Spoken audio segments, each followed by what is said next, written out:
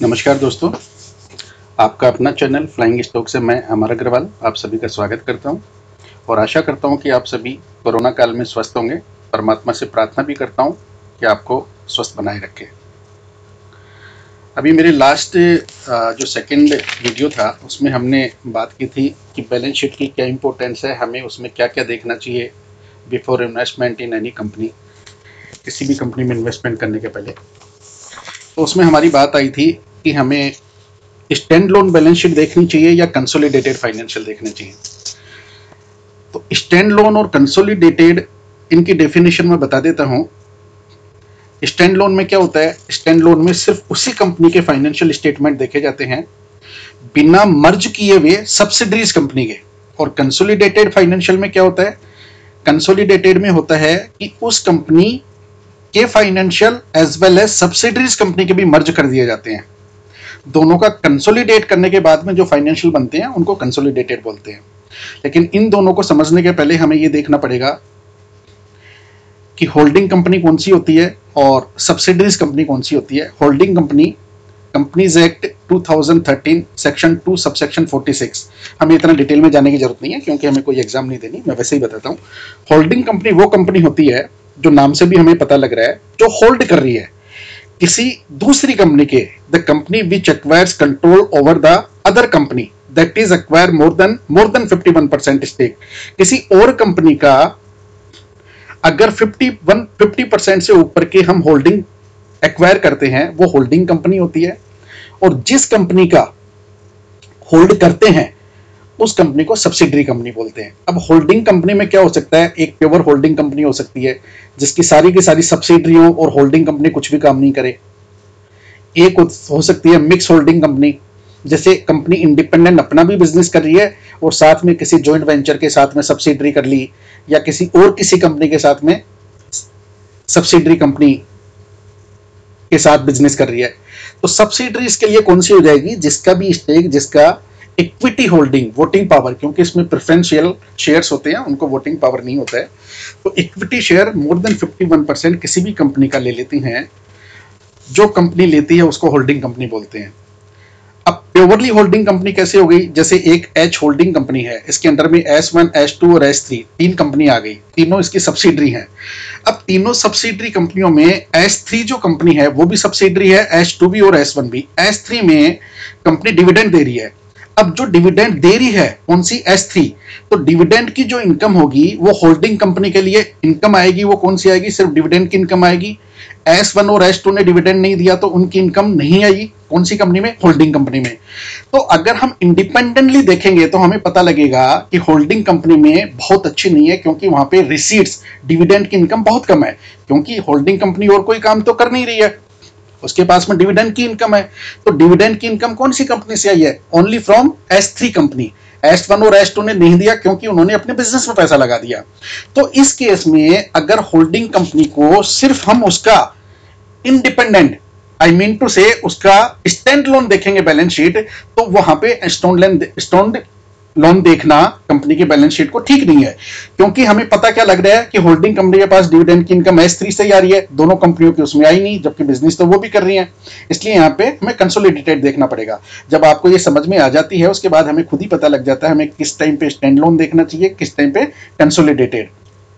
दूसरा एग्जांपल लेते हैं, अगर यही एक्स होल्डिंग कंपनी है, मिक्स कंपनी है, इसका भाई S1, S2 और S3 तीन कंपनियां हैं जो सब्सिडरीज हैं। अब ये मिक्स होल्डिंग कंपनी अपना इंडिपेंडेंट बिजनेस भी करती है, उसका अपना बैलेंस शीट बनाएगी पहले इंडिपेंडेंट, फिर जो सब्सिडी से इनका जो भी आएगा वो उसमें मर्ज करके बैलेंस शीट बनाएगी। सब्सिडी का मैं ये बोल रहा हूं S1, S2 और S3 जो सब्सिडी कंपनी है उन्होंने डेट ले रखा है, बैंक से लोन ले रखा है, वो चाहे सिक्योर्ड अनसिक्योर्ड अलग बात है, वो ले रखा है। अगर मैं मर्ज नहीं करूंगा तो मेरे को क्या लगेगा कि जो मेरी एच होल्डिंग कंपनी है इसकी इनकम तो बहुत अच्छी है, क्योंकि मैंने वहां पे क्या देखा, स्टैंड लोन बैलेंस शीट देखी। यहां पे मेरे को कंसोलिडेटेड देखना चाहिए, क्योंकि मेरे को अगर S1, S2 और S3 का नहीं देखूंगा तो डेट का रेशियो पता नहीं लगेगा। तो हमें ये पता होना चाहिए, जनरली हमें स्टैंड लोन और कंसोलिडेटेड दोनों देखना चाहिए। दोनों देखने के बाद हमें डिसाइड करना चाहिए कि हमें इस कंपनी में इन्वेस्टमेंट करना चाहिए या नहीं करना चाहिए। आप रिलायंस का एग्जांपल ले सकते हैं। अब रिलायंस इंडस्ट्रीज है, ये पेरेंट कंपनी है, होल्डिंग कंपनी है।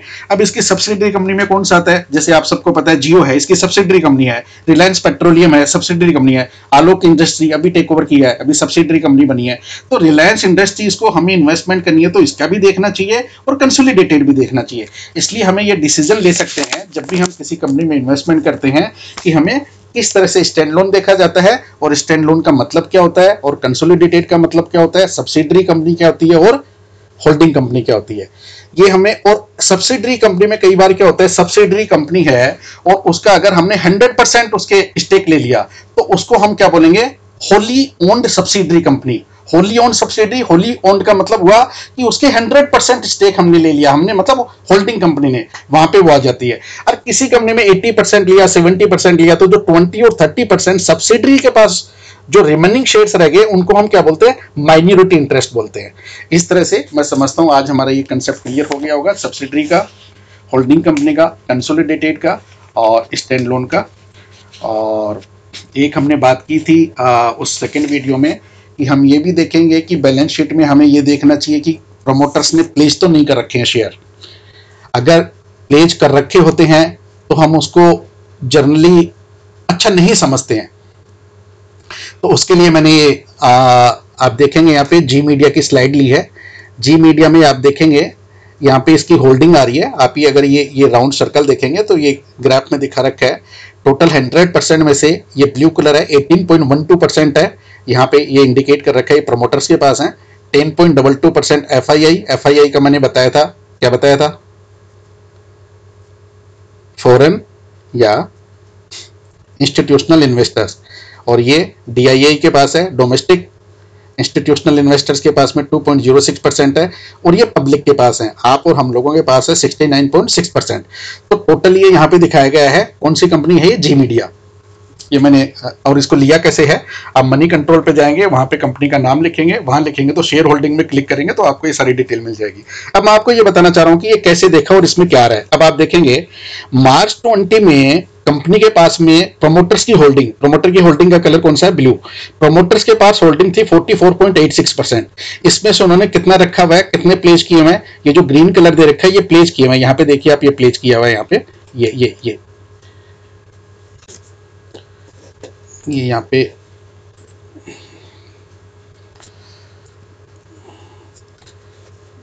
ये प्लेज किया हुआ है ग्रीन कलर। और ये आपका ये जो 44.86 है ये टोटल प्रमोटर्स के पास में होल्डिंग है।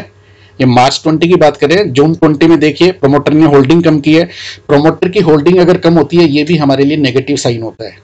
प्रमोटर की होल्डिंग ज्यादा होने का मतलब है कि कंपनी में प्रमोटर्स को पता है प्रॉफिट करने वाली है कंपनी, तो अपनी होल्डिंग बढ़ाते हैं। अगर वो प्रमोटर खुद ही, प्रमोटर का मतलब मालिक, who has started to do the business, has taken initiative to open new company, उनको प्रमोटर बोलते हैं। तो उनको तो पता है कंपनी में क्या चल रहा है, तो इन्होंने अपनी होल्डिंग यहाँ पे देखिए कम की है, 36% की है। तो हालत कंपनी की ठीक नहीं है। फिर सितंबर 20 में जाके इन्होंने और कम कर दिया, 25% कर दिया। दिसंबर 20 में जाके 18% कर दिया। फिर आप मार्च में देखेंगे, मार्च में इन्होंने इतना ही रखा है। तो मैं ये कहना चाह रहा हूं कि यहाँ पे प्रमोटर ने एक तो अपनी होल्डिंग कम करते जा रहे हैं, तो ये अच्छा इंडिकेशन नहीं है। सेकेंडली, अगर ये प्लेस भी नहीं किए होते तब भी समझ में आती है कि चलो कोई बात नहीं, कोई रीजन होगा। लेकिन इन्होंने 44.86% में से 99.8%, 36% का 99%, 25% का 99%, 18% का 99%, और यहाँ पे 18% का 99% उन्होंने क्या किया हुआ है, प्लेस किया हुआ है। प्लेस करने का मतलब हिंदी में बोलते हैं गिरवी रखना। जब हम कोई लोन लेते हैं तो ये प्रमोटर्स ने लोन उठाया है, और लोन किसी पर्पज के लिए भी उठा सकते हैं। जनरली कंपनी के बेनिफिट के लिए उठाते हैं, लेकिन अपने पर्सनल इंटरेस्ट के लिए भी ले सकते हैं। तो उन्होंने अपनी जो होल्डिंग है उनको प्लेस किया हुआ है, उनको गिरवी रख के लोन लिया हुआ है, उसको हम सिक्योर्ड लोन बोल सकते हैं। इस तरह लोन लेना और कंपनी के प्रमोटर के द्वारा प्लेस रखना, ये कंपनी की पोजीशन को अच्छा नहीं दर्शाते हैं। तो मैंने बात की थी सेकंड वीडियो में कि आपको ये दिखाएंगे कि प्रमोटर्स की होल्डिंग को कैसे चेक करते हैं, स्टैंड लोन क्या होता है, कंसोलिडेटेड फाइनेंशियल क्या होते हैं, सब्सिडरी क्या होती है, होल्डिंग क्या होती है। ये मेरे ख्याल से आज क्लियर हो गया होगा आपको। आप कमेंट करिए, शेयर करिए और सब्सक्राइब करिए। और नेक्स्ट वीडियो मैं जल्दी ही डालूंगा इससे रिलेटेड, फिर हम प्रैक्टिकल करना शुरू करेंगे। Thank you very much. जय हिंद, वंदे मातरम।